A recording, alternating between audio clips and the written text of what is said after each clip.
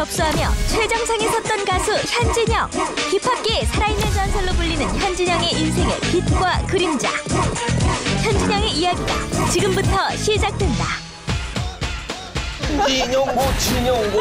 힙합계의 대부. 지금은 어떠세요? 지금 뻣뻣하죠. 지금 좀 빠르면 댄스고 느리면 발라드였어요. 라디오 같은 데서 얘기하면 막 빨리 자르라고 너무너무 답답했었고 밥을 좀 해달라고 아버지 너무 아프시고 지금 이제 집이 이게 전기도 안 나온다고 그랬더니 진짜 하염없이 흐른다는 말이 거기서 나온 거 아닌가 싶을 정도로 눈물이 너무 멈출 수가 없는데 계속 앉아서 보는 거예요.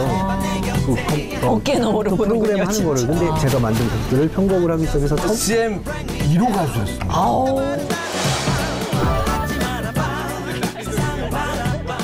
근데 너무 인기가 있는 가운데 약 때문에 이렇게 막 갑자기 뭐 신문 사회면에 막 나고 이러다 보니까 사람들이 더 매섭게 이렇게 판단을 하고 그리고 또 근처에 있던 사람들이 싹 없어지고 다 떠나죠. 다 떠나던가요? 근데 그중에 그래도 끝까지 한 분을 만나서 정말 도움을 받았다고 하는데 그 당시 누구? 조배숙 누님 아세요? 예. 예, 조배숙 변호사 의원님. 네네네네. 예, 알죠. 잘 알죠. 네. 그래서 그분이 오늘 특별히 또 만나러 왔거든요. 네, 저희 화면 속에 준비했습니다. 네. 진짜로? 네네, 정말 함께 보시죠. 저를 모르시는구나. 네. 변호사를 한다는 것이 저는 하나님께서 주신 소명이라고 생각을 했고요. 그리고 그 영혼 하나하나가 좀 너무 안 됐더라고요. 처음 만났을 때 제가 언론에서 그때 봤을 때는 그 방송에서 봤을 때는 굉장히 그 미소년이었거든요. 근데 제가 구치소에서 그때는 이제 구속 중이었으니까 웬 청년이 나타났는데 막 살도 찌고 그다음에 여기에 막 뭐가 빨갛게 두드러져 놨더라고요. 그래서 저게 현진영 맞아? 이런 생각까지 들었어요. 본인이 또 막 음악을 하고 싶어 하니까 이걸 어떻게 이걸 도와줄까 하는 그런 생각을 하면서 기도를 하게 됐죠. 하루 이틀 사이에 변화되는 거 아닌 것 같아요. 그래서 아마 현진영이도 그 뒤로도 수없이 뭐 반복하면서 이제 차차차차차차 변화됐겠죠. 글쎄 세월이 너무 많이 흘렀는데 나는 별로 해준 게 없는데 날 이렇게 기억해줘서 고맙고 열심히 하나님 섬기고 하나님의 뜻대로 생활의 모범도 보이고 그리고 또 좋은 행복한 가정 꾸미고 또 이번에는 훌륭한 아버지가 되길 바라요. 본인이 그렇게 노래하고 싶어하고 음악하고 싶어 했는데 본인의 그 음악에서도 그 목표를 성취하길 바라요. 네, 우리 진혁 씨, 조 의원님 아주 오랜만에 뵙는 거죠? 네, 아이고. 연락도 하시고 그러세요? 최근에 의원님 되고 연락을 못했어요. 만나고 싶은 마음 있죠? 그럼요. 전화하면 보좌관님 받으시려고. 네네네. 원래 전화하면 보좌관이 받아. 우리도 전화하면 매니저가 다 받잖아요. 그러면 한번 만나보실래요? 제가 도와드릴까? 정말? 네. 한번 기회 되면 뭐 만나게 해주시죠. 지금 모셨습니다. 네. 지금 박수로 모시겠습니다. 네. 어떠세요? 어서 나오세요. 안녕하세요. 안녕하세요. 어서 오세요. 이야. 네, 앉으시죠. 앉으시죠. 두 분 뭐 너무. 어서 오세요. 아유. 어우, 상상도 대한민국 최초의 여검사, 검사, 판사, 변호사를 두루 거치며 국회에 입성. 활발한 의정 활동으로 민주당 최고위원 지낸 조배숙 변호사. 현진영 씨 눈물을 보였어요. 네. 얼마 만에 보시는 거예요? 네. 오늘은 또. 아유, 네. 15년 좀. 15년. 아이고 참. 네. 근데 나도 눈물 나네. 아니, 두 분이 면이에요. 싫은데 왜 칠도 그래서. 제가 두 분 사이를 알거든요. 네. 그래요? 그래서 아이고. 우리 진영 씨가 수양 누님으로 모셨다고. 예. 그때 그러면 구치소에서 만나서 이렇게 인연이 되신 겁니까? 예. 그 전에는 만날 일이 없었죠. 밖에서는 너무 잘 나갔었으니까. 네. 어쨌든 그때 정말 굉장히 힘들었을 때예요. 네. 근데 뭐 변호사니까 당연하지만 의뢰인에 대해서 보호해주고 격려를 해주는 게요. 그렇지만 그래도 그 당시에 상황이 굉장히 사회적으로는 아주 나쁜 사람처럼 매도가 되고 있었는데 지금이야 뭐 좀 그래도 오픈되어 네. 있는데 그때는 굉장히 보수적이었잖아요. 그래서 그냥 정말 몹쓸 사람처럼 돼 있는데 그렇게 따뜻하게 대해주셨던 이유는 하나님 눈으로 볼 때는 한 영혼이 다 소중하지 않겠어요? 예. 근데 저는 뭐 거기에는 발치도 못 따라가겠지만 그래도 거기 있는 분들이 다 하나같이 사연이 있고 또 연약한 인간이어서 그때 변호사 하면서 기도를 많이 했던 것 같아요. 이렇게 저한테 선임을 하던 안 하던 간에 네. 제가 가면은 제 기도를 했었어요. 네. 그리고 성경 말씀도 전하고 그리고 또 그랬더니 그 부분에 대해서 굉장히 그 위안을 얻고 표정이 좀 달라지더라고요. 그래요? 네. 그러니까 보자마자 진영아 예수 믿어야 된다 그렇게 말씀하셨던 거예요. 그때 기도했어요. 네, 그때 기도하자고. 네. 기도하셨고 네. 그때 이제 제가 사실 첫 번째 재판에 실형을 받았어요. 네. 그래서 집행유예 기간이어갖고 이거는 거의 나오지 빼도 박도 못하고 못한. 몇 년을 살아야 되는 상황이었어요. 근데 누님을 이제 처음 이제 접견을 이제 하게 됐을 때 네. 다른 사람들은 다 알았어 내가 언제 빼줄게 얼만큼 빼줄게 다 그렇게 얘기를 하는데 누님만 기도하자고 갑자기 그래갖고 제가 너무 깜짝 놀래갖고 하긴 했는데 아니, 빨리 빼주셔야 되는데 기도할만 하자고 하니까. 사건 얘기는 안 물어보시고 그때 지금 제가 무죄 주장을 하고 있을 때였거든요. 예. 그래갖고 누님이 한 3번 미팅 때까지 사건 얘기를 안 물어보셨어요. 3번 정도인가 2번 정도까지 안 물어보고 기도만 하시고. 기도하고 성경책 보내주셔갖고 성경책 읽고 하나님 얘기해 주시고 저는 솔직히 조금 답답했어요. 섭섭했죠. 아니, 저 섭섭이 양반이- 아니라 답답했어요. 네. 그쵸, 언제 빨리. 사건 얘기를 물어보고 내 사건이 어떻게 결과가 얘기를 해주셔야 되는데 이건 얘기 안 해주고 만나면 기도만 하니까 근데 거의 목회자적 심정. 그 전도사를 보내신 것도 아니고. 이상하게 제가 다른 사람들은 다 저한테 어떻게 해줄게 벌금으로 내보내줄게 했는데 그 사람들 믿음이 안 가고 누나한테 믿음이 갔어요. 그래갖고 뭐 사건 얘기를 안 물어봐도 그냥 난 누님한테 맡겨야 되겠다. 그때 조 변호사님이 변론하시면서 네. 눈물을 흘리시니 그게 굉장히 많은 예, 맞아요. 사람들에게 저도 그때 감동을 너무 줬어요. 그때 어떤 마음으로 그렇게 눈물이 다 나서?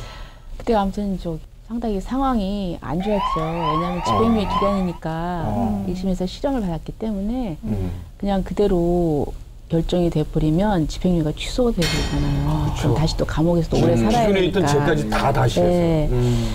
근데 이제 이 친구 얘기를 들어보니까 그 어렸을 때 소년 가장이 돼가지고 너무 힘들어서 생활고에 지쳐서 자살을 하려고 그랬다고 하더라고요. 예, 그러니까 학교도 못 가고 그리고 그때 아버님이 관절염으로 편찮으셨고 그 생계에 전혀 도움이 안 됐고 그 이제 돌아가신 친어머니께서 이제 병을 앓다가 이제 돌아가셨는데 그 어머님을 살리려고 아버님이 가산을 다 탕진을 했더라고요. 예.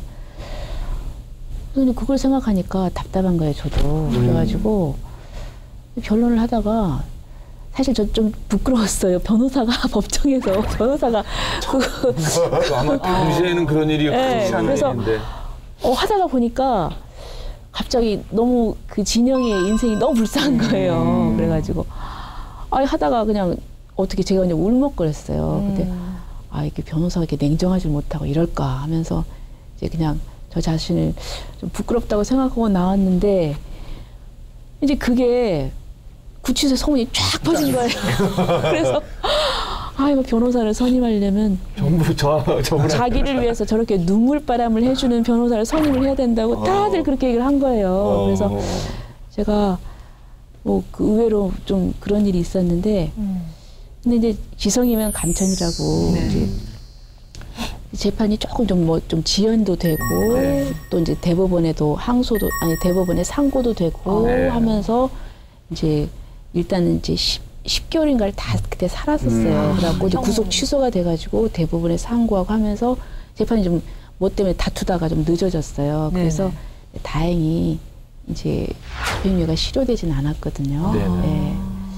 이제 그리고 나서 이제 제가 계속 돌봐주죠. 예, 기도도 하고 그러는데 근데 이제 제가 가만히 생각하니까 우리 참 현진영이 재능도 있고 마음도 순수하고 그런데 멘토가 없었던 것 같아요. 그래서 그 잘 나갈 때 정말 이렇게 옆에서 누가 잘 컨트롤하고 했었으면 아마 본인이 더 그 많은 일을 하고 하나님께 영광 돌릴 수 있는 일을 했을 텐데 그래서 참 그게 안타까웠어요. 근데 이제 저 자신을 볼 때는 그때 제가 또 굉장히 변호사 업무를 하느라고 좀 바빴거든요. 근데 이제 그 뒤로 또 이제 진영이가 여러 가지 일을 겪으면서 제가 조금 이렇게 네.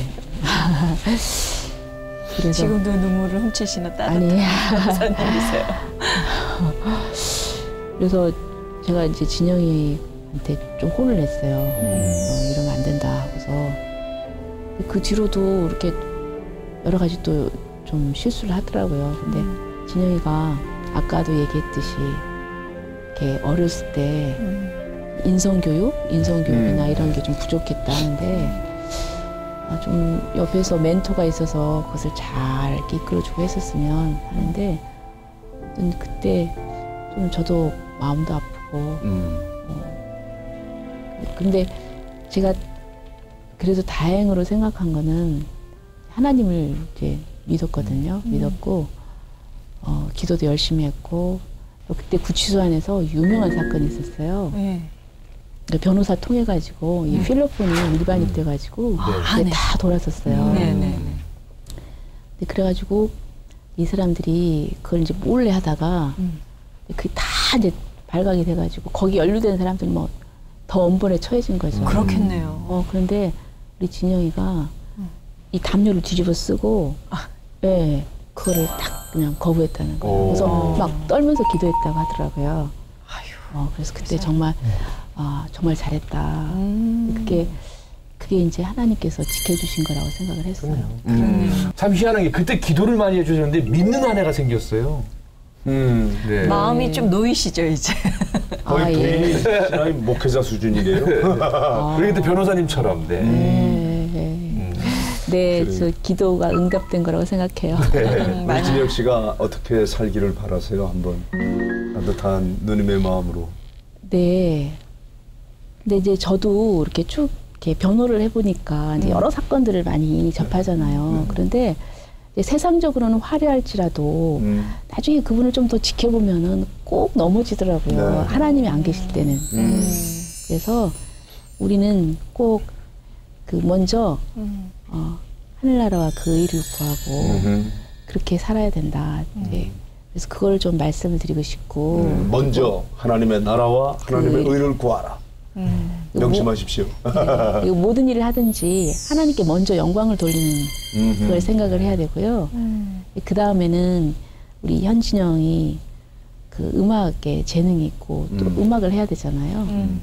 이제 앞으로 어떤 형태로든 음악을 통해서 자기 재능을 꽃피우고 그래서 그런 삶을 좀 살았으면 좋겠다. 그리고 너무 외로워했어요. 어머님을 그리워하고 그리고 자꾸 저한테 어머니를 닮았다고 자꾸 그래요. 그 의정 활동하실 때는 굉장히 강하고 그죠? 아주 칼날 같은 항상 분이셨는데 오늘 이렇게 같이 누님처럼 나오시니까 누나 같은데요. 네, 또 너무 다른 이미지세요. 제가요 예. 옛날에 이제 제가 좀 다 제값 치르고 나와서 이렇게 누님하고 교회 같이 다니고 제가 미용실 모시고 가갖고 미용실을? 멋을 안 부리세요. 원래 멋을 너무 안 부리셔갖고 미용실에서 이렇게 막 해드리고 그러면 같이 이렇게 옆에서 같이 다니시고 그러고 그랬었죠. 진혁 씨는 오랜만에 만나는 누님께 어떤 말씀 드리고 싶은가요? 앞으로 자주 이제 만나시겠지만서도. 아니, 제가 못 찾아뵈서 죄송하고요. 제가 잘못한 것 같아요. 못 찾아뵌 것 같아요. 찾아뵈려면 어떻게든 찾아뵀을 텐데 마음만 갖고 있고 그래서 죄송하고. 아니 근데 그거는 저도 바빠서 마찬가지였고 어쨌든 계속 이제 뭐 기도하고 그리고 또 오늘 또 이렇게 이런 프로그램 나온 거 보니까 현주님도 많이 변화됐구나. 그런 걸 좀 느꼈어요. 네, 참 두 분의 이 아름다운 주님 안에서의 이 거인원이야가 계속해서 더 새로워지고 뜨거워지고 깊어지고 넓어지기를 저도 기원하겠습니다. 아름다운 열매 맺어 주시길 바랍니다. 네. 그리고 오늘 현진영 씨 바쁘신데도 현진영 씨 때문에 나오신 거예요. 그럼요. 자, 우리 조 의원님께 박수 한번 더. 네, 아유 감사합니다. 네, 감사합니다. 네. 네, 아유 감사합니다. 네.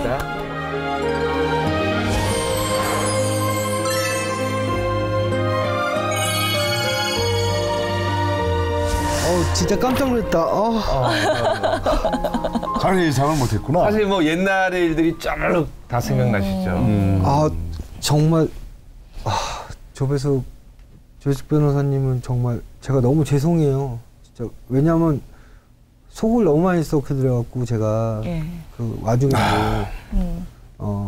나와서도 제가 또 새로운 음반 하는데 또 우리 조배석 변호사님이 많이 힘이 돼주셨었고 그걸로 발판으로 또 제기도 했었는데 또 다시 사고치고 또 일상에서도 너무 많이 실망 끼쳐드린 적이 많아요. 그래서 항상 마음에 뭐라 그래야 되지? 진짜 엎드려서 사죄하고 싶은데 좀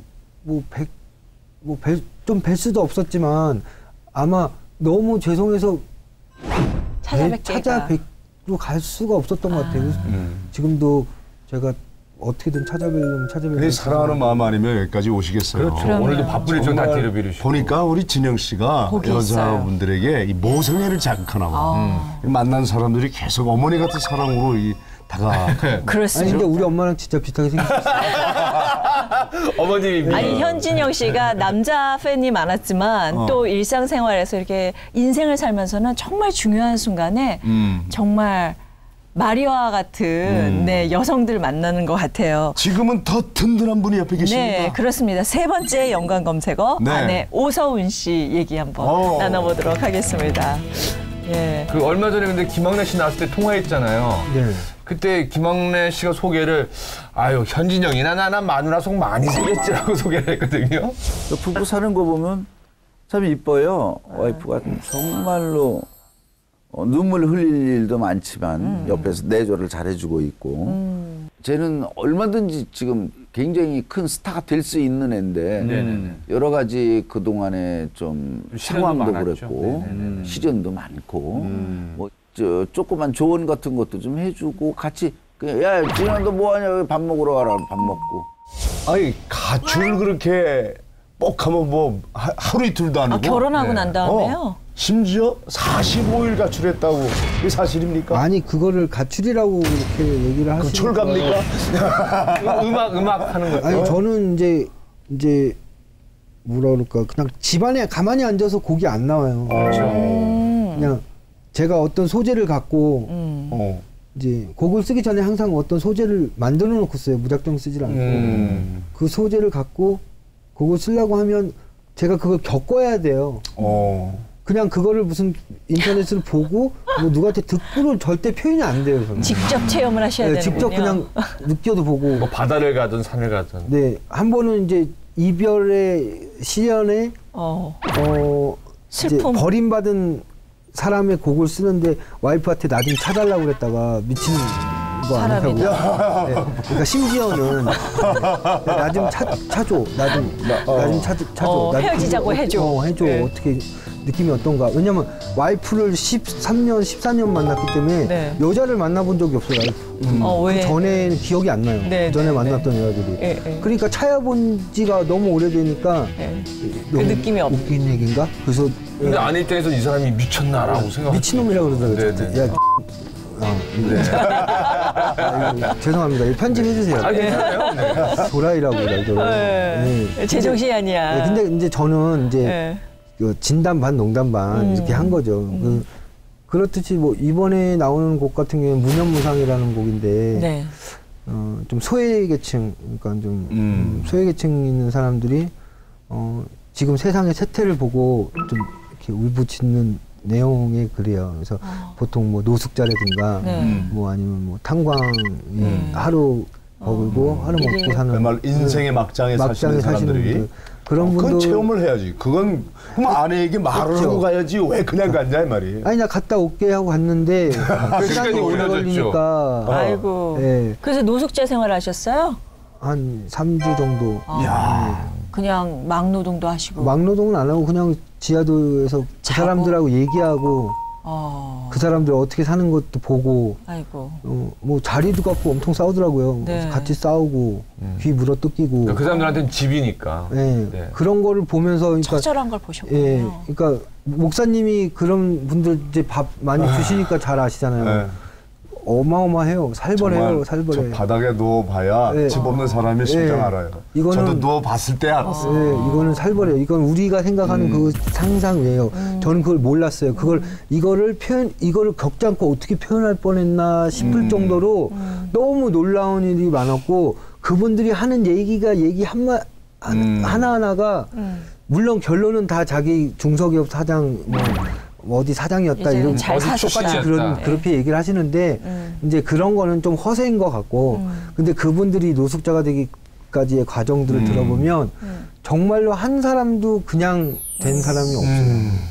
그러니까 정말로 심지어는 회사를 다니는데 노숙을 하는 사람도 있더라고요. 다니면서. 네, 그냥 집이 함에다가 없어서. 옷 넣어놓고 그게 돈이 아까우니까.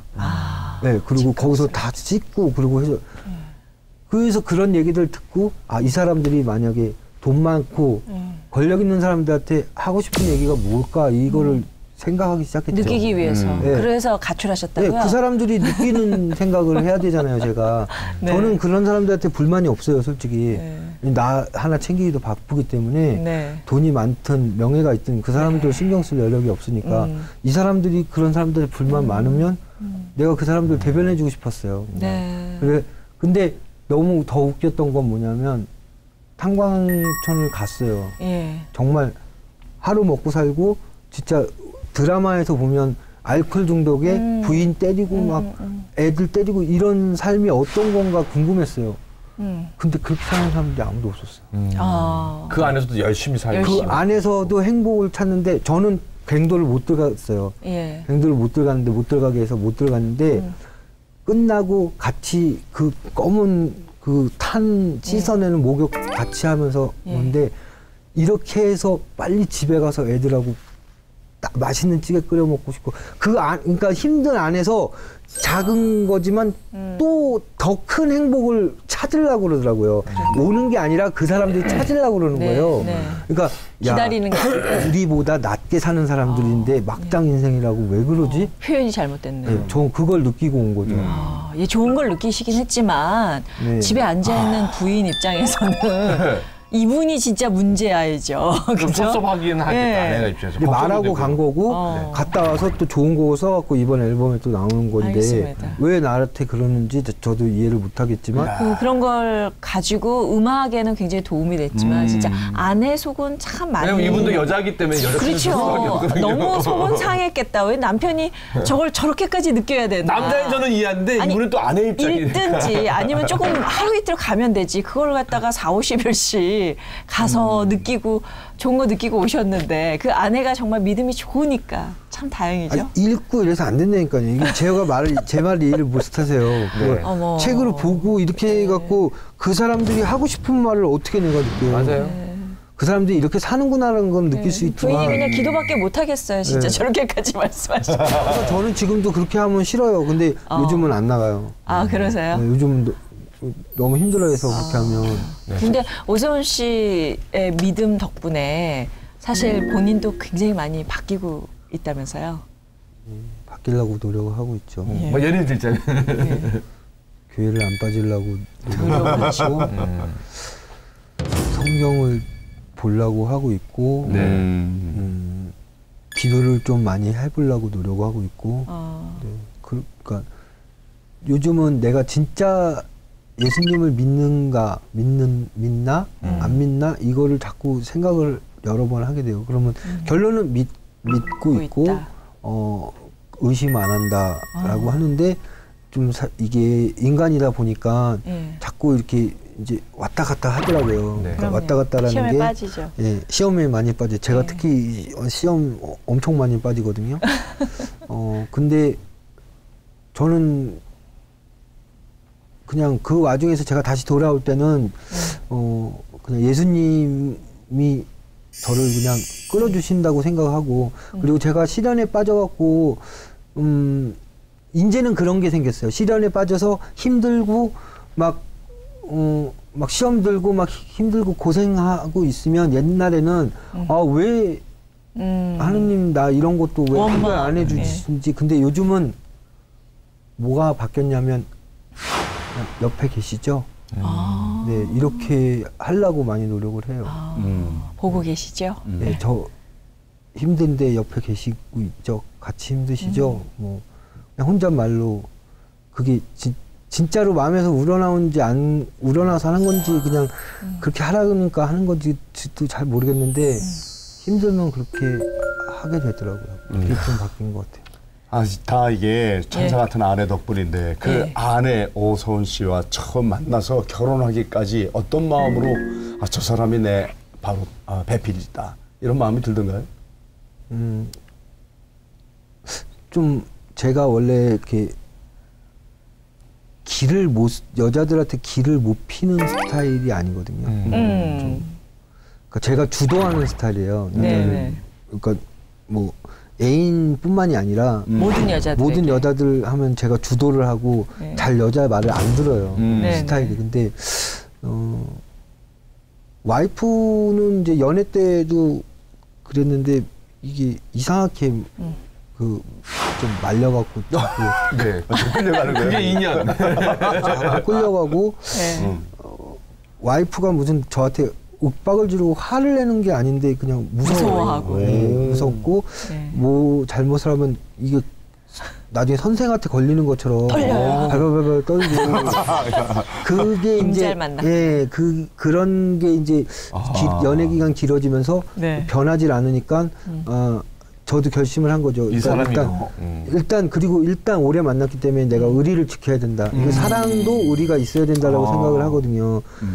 뭐 사랑이 처음에는 팍 타지만 나중에는 좀 무뎌지잖아요. 근데 그걸 무뎌졌다 그래서 벌렁 갈아치우고 이건 아니라고 생각을 하거든요.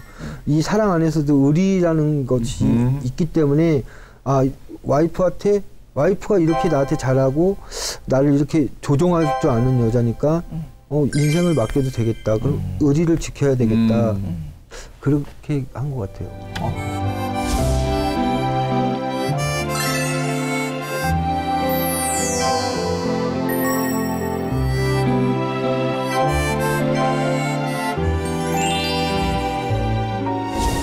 의리를 지키시려면 빨리 결혼하시지 왜 혼인신고부터 하자고 그러죠? 아니 내가 하자고 그랬는데 자기가 안 한다고 그런 거죠. 결혼식을? 네.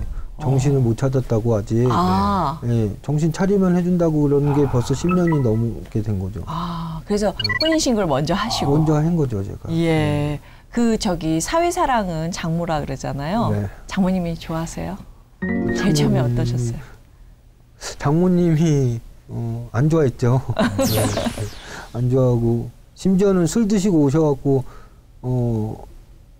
우리는 이제 너를 떠나낸다 이러고 저한테 막 이렇게 주사를 부리시고 가라 우리 딸을 놔줘라 막 이러고 놔주라고. 그러셨는데 지금은 되게 좋아하세요. 제가 또 어머니 일찍 여여갖고 장모님한테 엄마라고 그러거든요.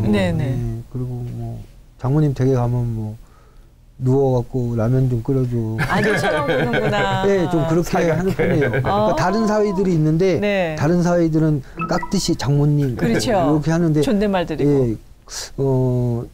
보면은 이제 말썽들 안 부리고 좀 되게 이렇게 좀 이렇게 편편한 애들이거든요. 근데 저는 이제 속도 많이 세게 그러니까 좀 반대로 오히려 아들처럼 하자 이렇게 제가 전략을 짠 거죠. 뭐 어머니 TV 보고 있으면 무릎에 그냥 바로 누워갖고 어머나 뭐 그런 짓을 많이 하니까 그냥 이뻐하세요. 그런 게 이쁘신가 봐요. 그게 좀 귀여우실 것 같아요. 현철 씨 지금 나이가 저렇게 먹어도 아직도 귀여움이 좀 느껴지죠. 그래서 회복의 연관 검색어가 바로 이제 재즈 힙합이에요. 재즈. 재즈 힙합. 소리쳐봐. 그 사실 재즈 힙합은 좀 익숙하지 않아요. 항상 새로운 걸 우리한테 던져주는 것 같아요. 그렇지 않아요? 네. 재즈 힙합 어떻게 해서 또 이런 장르로 들었어요?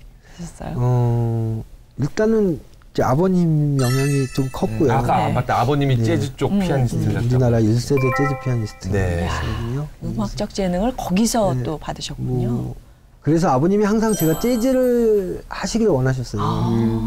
네, 그래서 사실 이 소리쳐봐 이 재즈 힙합 앨범 나오기 전까지도 전 앨범까지도 아버지가 한 번도 그 음악 그냥 음악 들으시면 좋네 별로네 이 정도였지. 야 이게 코드가 어떤 거고 야 스케일 이걸 쓰면 되니?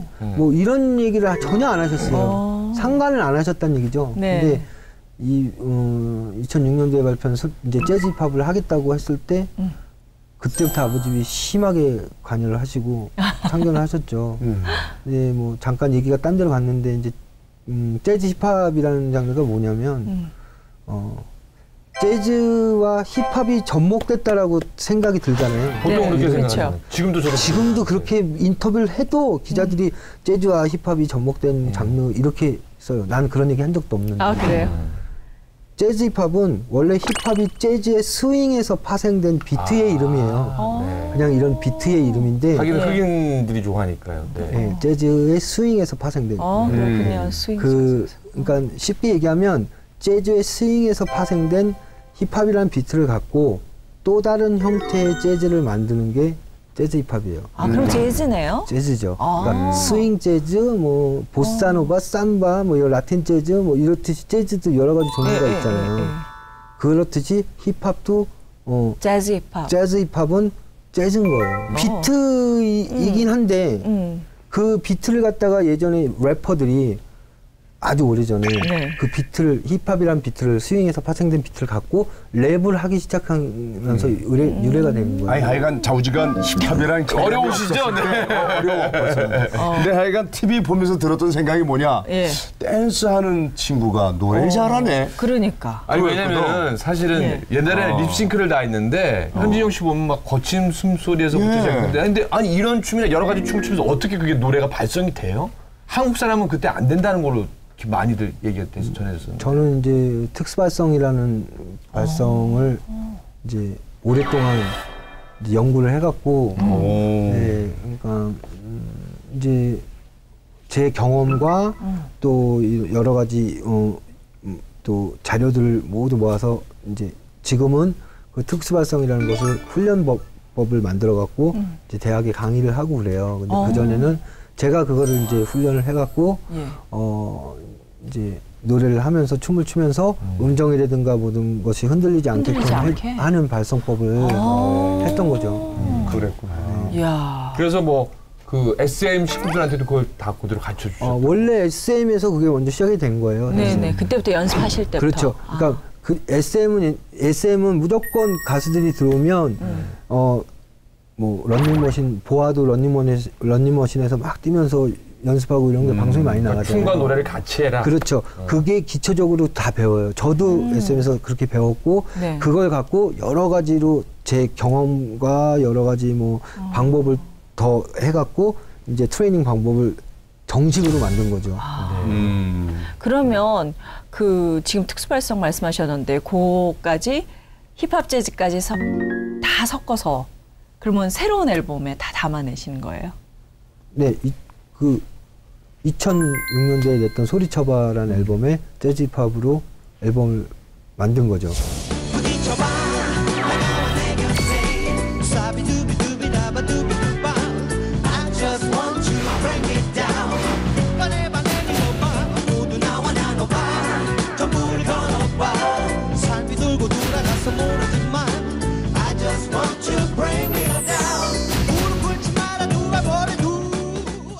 제가 힙합 처음에 할 때는 한 2년 만에 제가 나오고 2년 만에 다른 친구들이 저하고 비슷한 힙합 음악을 갖고 나왔어요. 주스도 나왔고 서태지도 뭐 했고 다 했는데 이건 재즈 힙합이 지금도 아무도 안 해요. 아, 그래요? 네, 그러니까 제가 너무 힘들어요. 아, 이제 또 새로운 불모지를. 아무도 안 하면 내가 개척하시는군요. 독보적이다 이렇게 생각하실지 모르겠는데 그렇죠.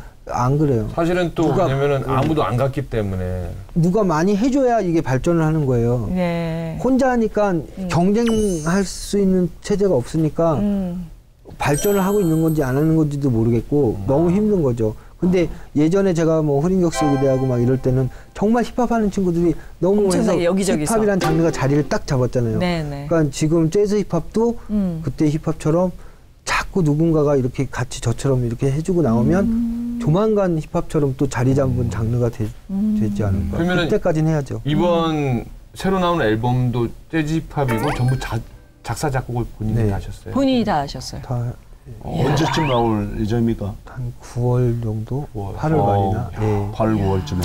기대가 기대가 되네요. 됩니다. 늦은 여름 되면 그렇게. 오, 와. 정말 싱어송라이터. 그러니까 이게- 저희는 사실은 좀 무식하게 현진영 씨 하면 댄스 가수다 이렇게 생각을 하고 오늘 있었는데 많은 거를 알게 되고 또 뭐 팬이 됐어요. 새로운 장르도 개척하셨고 싱어송라이터고 그리고 앞으로는 또 어떤 음악을 하실까 또 굉장히 궁금해요. 저는 그냥 힙합 가수예요. 힙합 가수인데 춤을 좀 다른 사람보다 조금 잘 췄었던 것 뿐이지 네. 뭐 댄스 가수라고 불리기는 너무 창피하죠. 네. 춤을 더 잘 추는 사람들도 많은데 네.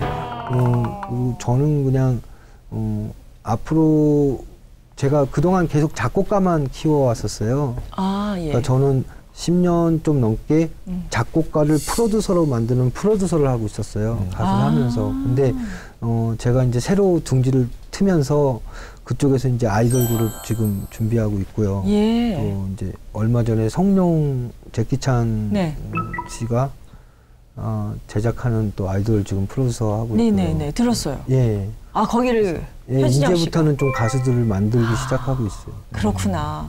그 좀 제 개인적인 부탁은 현진영 씨 그 발라드도 너무 잘하시잖아요. 새로운 앨범에 발라드 곡은 없나요? 들어갈 거예요. 아 들어가요. 예. 아 예, 기대하겠습니다. 그럼 혹시 음. 그 예전에 불렀던 발라드 곡 한 곡 청해 들을 수 있어요? 네. 불러. 듣고 가자 이 말이죠. 네네네. 네. 아 들어야죠. 가수를 불렀는데. 자 그럼 박수로. 네.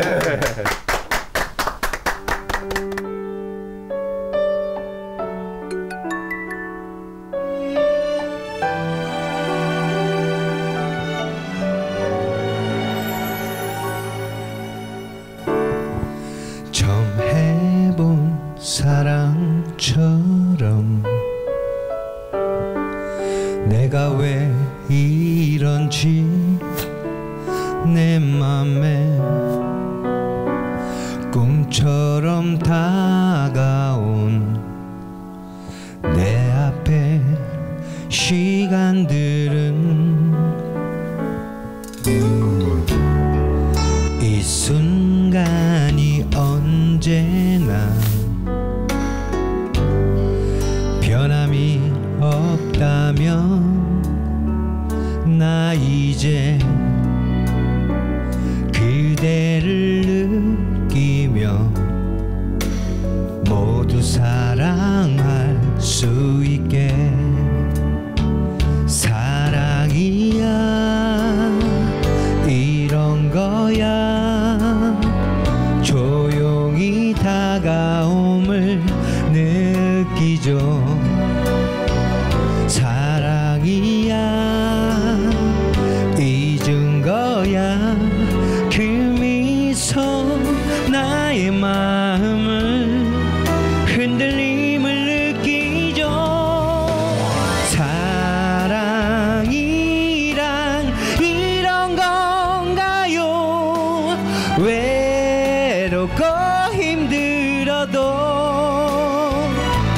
곁에 있어준다면 모든 걸 잊게 해줄 표현하지 못한 터질 듯한 내 미소 사랑이란 말로 할 수 없는 또 다른 비밀을 갖는지 이제야 내게 찾아온 이 사랑은 내 맘속에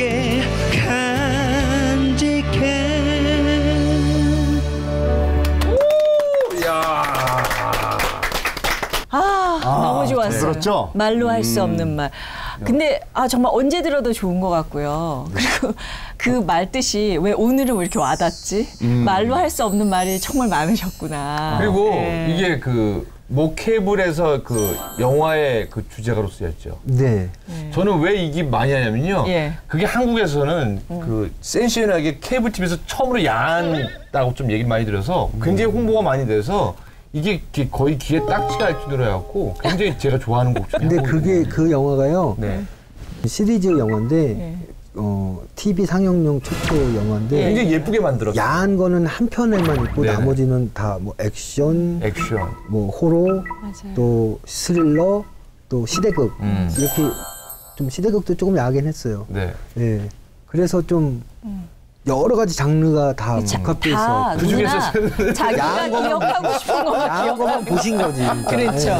그냥 기억하고 싶은 것만 기억하고. 맞아요. 그 감독이 복만대 감독인데 맞아요. 야한 걸 좀 잘하는 친구예요. 네. 되게 예뻤어요 화면이. 예, 근데 그 친구는 야한 거를 한다고 그래서 야한 거만 하는 친구가 아니거든요. 근데 이제 작품성이 있는데. 이제 형님이 지금 그렇게 얘기하신 걸 딱 그 걔가 들으면 네. 한번 만나면 혼 좀 내야겠는데 이럴 아니 저는 그거를 계속해서 각인이 돼갖고 너무 예뻤어요 화면이. 네, 야하기만 한 게 아니라 있는 시입하면 그대로를 못 보고 라디오 오는 걸 못 들어요. 자기가 보고 싶은 것만 보고 듣고 싶은 것만 들어. 근데 나는 이제 궁금한 게 우리 진영 씨가 네. 사람들이 나를 어떤 사람으로 기억해 주길 바라는가. 하나님께서 나를 보실 때 또 사람들이 나를 볼 때 어떤 나는 이런 현진이요? 사람이기를 어떻게 얘기할까요? 저는 좀 그때그때 달라지는데요. 그냥 꼴통 하나가 음악도 잘하고 또 나중에 제가 죽었을 때 제가 만든 음악들을 딱 가요계 한국 가요계의 역사책을 딱 펼쳤을 때 현진영이라는 애는 정말 꼴통인데 정말 또라이인데 힙합이라는 걸로 장르를 획을 긋고 재즈 힙합으로도 대한민국 가요계에 획을 긋고 얘는 획만 그은 애구나 이런 소리를 듣고 싶어요. 그러니까 1등 뭐 1등 막 이런 게 중요한 게 아니라 어떤 흐름을 바꿔놓은 사람으로 한 획을 그 본인이 항상 시작이 되는 거죠. 네 그렇게 그냥 나중에 사람들한테 그러면 멋있을 것 같다는 생각이 네. 정말 그러실 것 같고요. 저는 또 한 가지 정말 우여곡절이 인생에 많았잖아요. 그 정말 최고도 맛보고 아주 바닥도 맛보고 그러면서 회복을 참 잘하시는 분 같아요. 그래서 현진영 씨에게 회복이란 과연 무엇일까? 저한테 회복은 하늘이 주신 큰 선물. 예. 지금은 하나님이라고 죄송해서 말을 못 드리겠어요. 하나님이 주신 선물인데 그렇게 얘기하기엔 너무 믿음도 약하고 하나님한테 잘해드린 것도 없고 항상 뭐 기도할 때 하나님 사업에 열심히 하겠다 대신 이거 안 들어주면 안 한다 뭐 이런 식으로 기도하는 철없는 아들인데 그냥 제가 항상 어떤 사고 속에서 다시 일어날 수 있었던 거는 그냥 하나님이 저한테 주신 그냥 큰 선물인 것 같아요. 음악을 할 수 있는 선물을 주셨고 그거밖에 못 하거든요, 사실. 그러니까 그거를 한 가지밖에 할 수가 없으니까 그거를 해야만 하니까 할 수 있게 해주시는 것 같아요. 그러니까 너무 과분한 기회. 네. 그렇지만 네. 저는 그런 과정들이 제가 지금 음악을 하는데 큰 도움이 되고 있다라고 지금 믿고 있고 또 그거를 통해서 또 제가 말로만 들어도 하나님을 위해서 뭔가를 하고 싶다라는 얘기를 하다 보면 나중에 하지 않겠어요? 네. 이미 지금까지도 할 수 있게 하신 이가 하나님이시고 앞으로도 또 할 수 있거든이 무슨 말이냐 능치 못할 일이 없느니라 이렇게 말씀하시면서 인도해 주실 우리 그 하나님께 감사하는 마음으로 회복의 흔적을 남기러 한번 가봅시다. 네.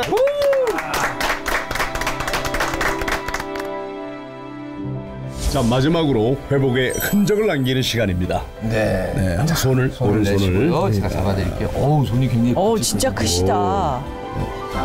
이제 손가락 살짝 들어주시고 네, 위에 이렇게 다시 이렇게 놔주세요. 핸드 프린팅 해보셨어요? 아니요. 처음이세요? 예. 이 힙합을 열심히 박자를 맞추던 손으로 저희가 핸드 프린팅을 했는데요. 이거를 나중에 이렇게 브론즈로 멋지게 떠가지고 연말에 어려운 이웃들을 위해서 경매를 붙입니다. 그 수익금은 어려운 이웃들에게 사랑을 나누는 거죠. 야, 마음을 담아서. 현지영 손 잡으니까요. 네. 제가 이 팬이로서 떨리는 여자 마음이 된 것 같아요. 오빠 사랑해요. 막 아니 근데 남성 팬도 굉장히 많으세요. 네네네. 네, 맞아요. 사실 남자들이 더 많이 좋아했던 것 같아요. 그 바지 이렇게 내려가지고 따라서. 저 그거에 딱 큰일 날 뻔했습니다. 네. 됐습니다. 와, 잘 나왔다. 자, 여러분들의 회복을 위하여 내민 현진영의 손입니다. 오, 예.